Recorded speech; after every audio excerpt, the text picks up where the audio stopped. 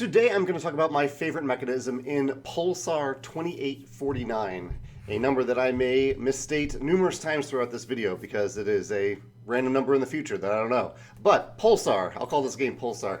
This is a dice drafting Euro game set in space, lots of engine building, and overall, really, really cool game. I guess one could call it a point salad, but I don't mean that in a derogatory way. I really, really like the many very different ways of getting points in this game. As a learning game, I found that it's one of those games where I could do one thing for a turn and just do that one thing and learn how to do it, and then do something completely different on my next turn and learn how to do that. And I didn't win, but I got second place, I think. But by using that method, I was still able to compete and have fun in my first game. Really, really cool experience. The thing I wanted to talk about is an element in the dice drafting element in this game that spills over into extra actions, or specifically one action per turn. So it's two connected mechanisms that I think are worth talking about. The first is in drafting games when you're drafting from a public pool, particularly dice drafting games. One element of these games that I like when games do this is when they offer the final person a choice rather than just giving them the leftovers. And one instance of this is in the game Seasons. And Seasons, it's been a while since I played, but I believe you're drafting one of 3 dice and the last die. So if I'm the last person to pick, I choose one of the remaining 2 dice, and then that last die, the leftover die, means something. I think it's been a while since I played Seasons, but it's something to do with how far you progress on the time track or something like that.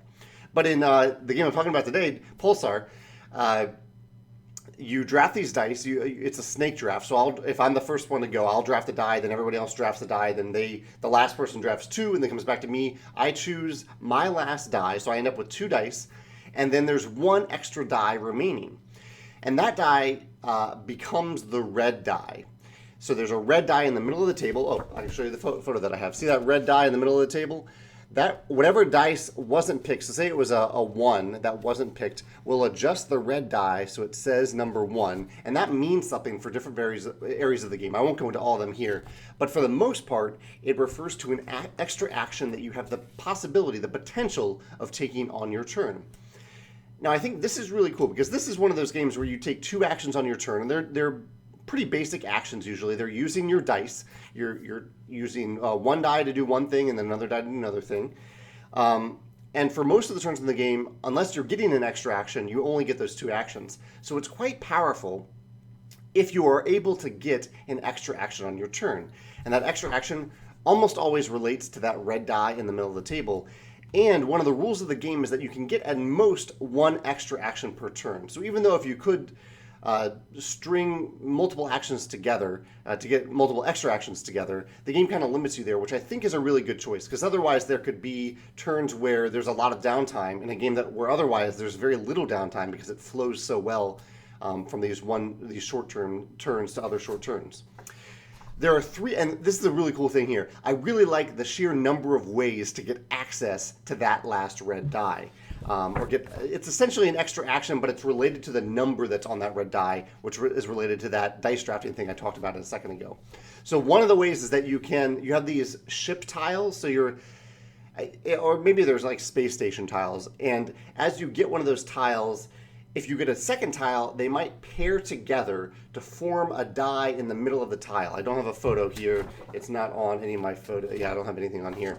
But it's 2 tiles that come together to form a new die. I love the aesthetic of components that come together to form a new thing.